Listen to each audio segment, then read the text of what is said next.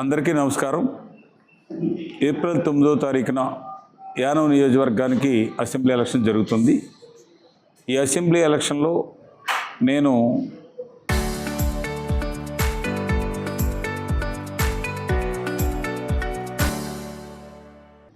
NR Congress తరపున NDA కూటమిలో అభ్యర్థిగా ఈరోజు నామినేషను వేయడం జరిగింది.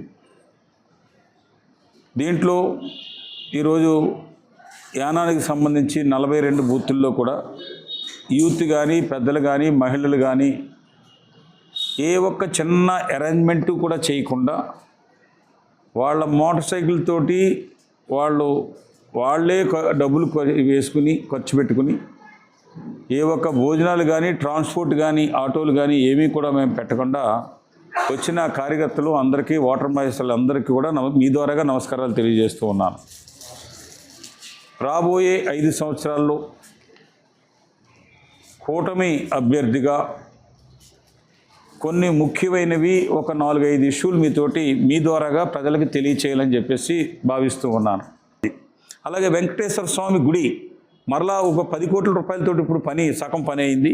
ఇంకొక 10 కోట్ల రూపాయలతో పూర్తి చేసి పుష్కరాలు రాబోయే 2027లో వచ్చే పుష్కరాలకు ముందుగా ఈ గుడిని పూర్తి చేసి ఓపెన్ చేసే బాధ్యత నేను తీసుకుంటాను. ఎన్ని వేల మంది, ఎన్ని వేలతోటి, వందలతోటి కాదు, నేను ఎప్పుడూ వందలతోటి గెలవలేదు. నేను ప్రతి ఎలక్షన్లో, ఫస్ట్ ఎలక్షన్లో 4,848 ఓట్లు మెజార్టీతోటి 30 సంవత్సరాల క్రితం గెలిచాను. నేను లాస్ట్కి ఎంత వెళ్ళిందంటే మెజార్టీ 23,800 చిల్లర మెజార్టీతో గెలిచాను నేను. ఏ మధ్యలో 4,000 నుంచి మొదలుపెట్టి 5,000, 6,000, 9,000, 8,000, 9 అలా వెళ్ళిపోయాను నేను. ఈ ఎలక్షన్లో ఎవ్వరు కూడా ఊహించలేనిది, గత 5 సంవత్సరాలుగా ఈ ఎమ్మెల్యే చేసిన అవినీతి అవ్వచ్చు, చేతకానితనం అవ్వచ్చు, దాన్ని మల్లాడి కృష్ణారావు పరిపాలన రావాలి, మల్లాడి కృష్ణారావుకి మేము అడగపోయినా కానీ ఓటు వేయాలి అన్న దాని మీద ఎదురు చూస్తున్నప్పుడు ఎంత మెజార్టీ వస్తుందన్నది ఊహించలేనంత మెజార్టీతో నన్ను ప్రజలు గెలిపించే ఆ పరిస్థితులన్నీ కూడా ఈరోజు ఉన్నాయని చెప్పేసి నేను భావిస్తాను. సంవత్సరాల్లో ప్రజాప్రతినిధి ప్రజలకు అందుబాటులో ఉండడం అన్నది లేదు. First point. ఇవాళ నేను క్లీనింగు భారతదేశంలో యానం శుభ్రత విషయంలో గ్రీన్ అండ్ క్లీన్ దాంట్లో 2010లో the best civic national award మనం యానానికి ఇచ్చి ఉన్నారు. ఈరోజు డ్రైనేజ్, ఆ రోజు మనం చూస్తే 5 లక్షల రూపాయలు నెలకి మున్సిపాలిటీకి గవర్నమెంట్ గ్రాంట్ ఇచ్చేది 2010కి. ఇప్పటికి చూస్తే 2021లో 45 లక్షల నెలకి పోడా ద్వారాగా ఇస్తూ ఉంటే 2021 ముందుకి 13 లక్షలు మాత్రమే యానానికి. 13 లక్షల రూపాయలది 45 లక్షలు తీసుకున్నా ఏ ఒక్క ప్రజల దగ్గరికి వెళ్ళి అడగండి, డ్రైన్ క్లీన్ చేస్తున్నారా, ఊరు శుభ్రంగా ఉంటుందా అని అడిగితే సమాధానం చెప్తారు. అది ఎవరిది, ఆ ఏజెన్సీ ఎవరిది, హెచ్ఆర్ స్క్వేర్ ద్వారాగా ఎవరు చేసుకుంటున్నారు అన్నది ప్రజలు అతనికి గుణపాఠం చెప్పడానికి రెడీగా ఉన్నారు. అలాగే పేకాట్లు, ఎప్పుడు కూడా యానంలో పేకాట్ అన్నది కోర్టులో ఆర్డర్స్ ఉన్నా కానీ మీకు పక్క రాష్ట్రంలో కోడి పందాలు ఉంటాయి, పేకాట్లు ఉంటాయి, గుండాట్లు ఉంటాయి, అన్నీ కూడా మనకి పండగలకు దానికి ఉంటాయి. యానంలో ఎప్పుడు కూడా అటువంటిది లేదు. నేను మొదటిసారిగా నేను ఎమ్మెల్యే అయినప్పుడు మహిళలు మీరు యానం తీర్థానికి ఇవన్నీ అలౌ చేయండి, అలాగే లేడీస్ చేత రోడ్డు మీద అసహ్యంగా మరి భోగం మేళాలని ఇలాంటివన్నీ ఉండి స్టాప్ చేయమంటే నేను ప్రజాప్రతినిధి గెలిచిన మొదటి సంవత్సరం నుంచే అన్నీ కూడా ఫుల్ స్టాప్ చేయడం జరిగింది. ప్రజలకి ఇది కాకుండా ఇంటికి ఒక పట్టా ఇస్తానని అతను లాస్ట్ ఇయర్ మేనిఫెస్టోలో 6,000 మందికి నేను గవర్నమెంట్ స్థలం కానీ లేకపోతే నేనే కొనిస్తానని చెప్పేసి అతను కమిట్మెంట్ తోటి వెళ్ళారు. ఇంటికి ఒక ఉద్యోగం ఇప్పిస్తాను, లేకపోతే నా కార్యకర్తగా పనిచేసినోడికి 2 లక్షల నుంచి 5 లక్షల వరకు నేనే డబ్బు ఇచ్చి నేను వ్యాపారం చేసుకోవడానికి చేస్తానన్నది రెండో డిమాండ్. కార్యకర్తగా పనిచేసినోడికి బుల్లెట్ కొనిస్తానని చెప్పేసి అతను ఇచ్చిన, ఇలాంటివి చూస్తే వాషింగ్ మిషన్లు ఇస్తానని అనేకమైనవి చెప్పి ఏ దాంట్లో కూడా లేకుండా అతను వెనకబడిపోయాడు. చాలా లేజీ పర్సన్. పొద్దుట 11 గంటలకో 12 గంటలకో లేచి, అది కూడా ఇక్కడ పడుకుంటే ఇక్కడ ఎమ్మెల్యే కానీ 30 కిలోమీటర్ల దూరంలో పడుకుంటాడు. ఎప్పుడో రేరుగా వస్తాడు, గెస్ట్గా వస్తాడు. అందుకనే యానంలో టూరిస్ట్ బాయ్ అని అంటారు. ఎవరిని అడగండి మీరు, యానంలో అశోక్ అన్న పేరు కంటే మిగతా వాళ్ళ పేర్లన్నా ఎవరన్నా చెప్తారు తప్ప అతని పేరు మన ఎమ్మెల్యే ఎవరన్నా అడిగితే మల్లాడి కృష్ణారావు అంటారు. ఎమ్మెల్యే నేను ఇది చేశాను అని చెప్పడానికి ఏది కూడా లేనప్పుడు అతను కాకుండా వేరే వాళ్ళు ఎవరన్నా పోటీ చేస్తే నాకు కొంచెం ఫైట్ ఇచ్చినేమో, నాకు మెజార్టీ కొంచెం తగ్గించినేమో, కానీ అశోక్ రావడం నా అదృష్టంగా నేను భావిస్తున్నాను. అటువంటిది ఓటర్స్ని బెగ్గర్స్ కింద మీరు తయారవ్వకండి. మీరు 5 సంవత్సరాలకి మీ ఓటుని రోజుకు ₹10 అమ్మేసుకోకండి, మందుబాట్లకి అమ్మేసుకోకండి. ఇదే కాకుండా మీ ద్వారాగా నేను ఇంకొకటి 2 విషయాలు నేను చెప్తున్నాను ప్రజలకి.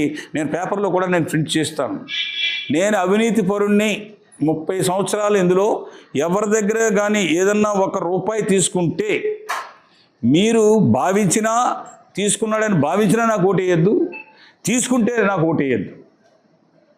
మీరు అనుకున్నా నాకు ఓటేయద్దు, మీకు కానీ మీ దగ్గర నుంచి తీసుకుంటే కూడా నాకు ఓటేయద్దు. ఇది ఏ రాజకీయ నాయకుడన్నా చెప్పే అంత ధైర్యం ఎవరికైనా ఉంటుందా?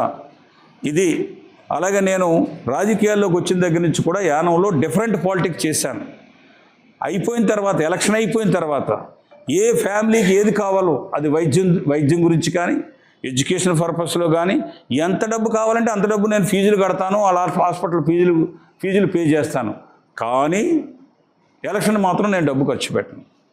ఇప్పుడు కూడా ఆ విధంగానే ఉంటుంది. అవతల వ్యక్తి నేను ఎలక్షన్కి ₹1 ఇవ్వకుండా జిలేబీ ఇచ్చో, సమోసా పెట్టో, వాటర్ బాటిల్తో గెలిచానని చెప్పావు. ఎంత నిజం? నీవు అవినీతి చేయలేదు, నేను క్లీనింగ్లో అవినీతి లేదు, ప్యాకెట్లో అవినీతి లేదు, నువ్వు తెచ్చిన స్కీమ్స్కి 3% చెప్పినా నేను డబ్బు తీసుకుంటలేదని చెప్పేసి నువ్వు ధైర్యంగా నీ కొడుకు మీద నువ్వు ప్రమాణం చేయి, నా కొడుకు నా మనవరాల మీద నేను ప్రమాణం చేస్తాను, నువ్వు రెడీయా? ఇది నా నిజాయితీ అంటే ఈ విధంగా ఉంటుంది.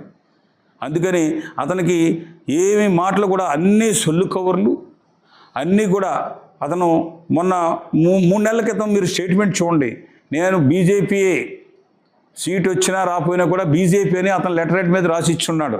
మా తండ్రి చనిపోయినప్పుడు బీజేపీ జెండా మీద చనిపోయాడు, నాది అలాగే ఉంటుందని చెప్పేసి స్టేట్మెంట్ ఇచ్చున్నాడు. ఇప్పుడు ఎక్కడ ఉన్నాడు అతను?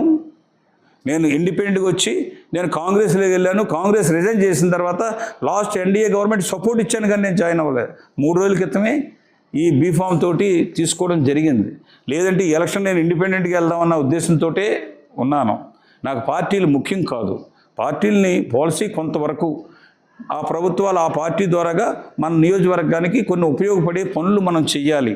ఇక్కడ ప్రజాప్రతినిధి అన్నవాడు పార్టీలకు అతీతంగా ఈ నియోజకవర్గం మీద పట్టు ఉండాలి, ప్రజల మీద ప్రేమ ఉండాలి, పూర్తి ఆ కాన్స్టిట్యూన్సీ మీద అవగాహన ఉండాలి. అవన్నీ నాకు ఉన్నాయని చెప్పేసి నేను భావించడమే కాకుండా నా యానం ప్రజలు, మీ జిల్లా ప్రజలందరూ కూడా మల్లాడి కృష్ణారావు చెప్పింది చేస్తాడు, ఏ విధంగా చేస్తాడన్నది మీ అందరికి కూడా తెలుసు. ఒక తమిళ కేంద్ర పాలిత ప్రాంతంలో ఈ స్వతంత్రం వచ్చిన 76 సంవత్సరాల్లో 3 సార్లు ఉత్తమ శాసనసభ్యుడి అవార్డు ఇస్తే ఆ 3 సార్లు కూడా ఈ 30 సంవత్సరాలు నాకే ఇవ్వడం జరిగింది. ఇప్పటి వరకు మల్లాడి కృష్ణారావు ముందు కానీ మల్లాడి కృష్ణారావు తర్వాత కానీ ఏ ఒక్కరికి కూడా ఇవ్వలేనటువంటిది. నేను పోర్ట్ఫోలియోలో 25 పోర్ట్ఫోలియోలు చేశాను. రెవెన్యూ కానీ చాలా పెద్ద పెద్ద పోర్ట్ఫోలియోలు చేసినప్పుడు కూడా 7 పోర్ట్ఫోలియోకి best minister award government of India వరకు నాకు ఇవ్వడం జరిగింది. ప్రభుత్వం ద్వారాగా ఏం చేయగలను, ప్రభుత్వం కాకపోతే ఏం చేయగలను అన్నది నాకున్న ఇమేజ్ని, ఆ ఉన్న కొంచెం పేరుతో నేను అనేకమైన మంచి పనులు చేయగలిగాను. ఆ క్యాబినెట్లో తీసుకోవాలి ఈ మాట అంటే మళ్ళీ పక్కన ఉన్న వాళ్ళు, జిల్లాలో ఉన్న ఎమ్మెల్యేలు కూడా వ్యతిరేకించి పరిస్థితులు ఉంటాయి. కానీ ఈరోజు నేను చెప్తున్నాను, రాబోయే ఈ గవర్నమెంట్ ఎన్డీఏ గవర్నమెంట్లో నేను ముఖ్యమంత్రి తర్వాత స్థానంలో నేను ఉంటాను. అది నాకు తెలుసు, యానం ప్రజలకి తెలుసు, పాండిచేరి ప్రభుత్వంలో ఉన్న వాళ్ళందరికీ కూడా తెలుసు. 3 నియోజకవర్గాల్లో నేను క్యాంపెయిన్కి వెళ్ళబోతున్నాను. 1 ముత్యాలపేట కాన్స్టిట్యున్సీ, 2 అరియంకుప్పం కాన్స్టిట్యున్సీ, 3 యాంబ్రం. ఆ 3 కూడా నా క్యాండిడేట్సే. నాతోటి వాళ్ళ 3 కూడా, ఇద్దరేమో ఒకళ్ళు ఏడీఎంకే పార్టీకి సంబంధించిన వాళ్ళు, ఇద్దరేమో కాంగ్రెస్ పార్టీకి సంబంధించిన వాళ్ళు.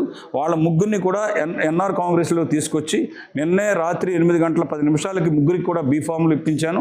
ఆ విజయంలో అక్కడ ఏంటంటే సెకండ్ పాపులేషన్లో ఒక కాన్స్టిట్యున్సీ ఫిషర్మెన్ కమ్యూనిటీ, మిగతా 2 కాన్స్టిట్యున్సీలో థర్డ్ పాపులేషన్లో ఫిషర్మెన్ ఉంది.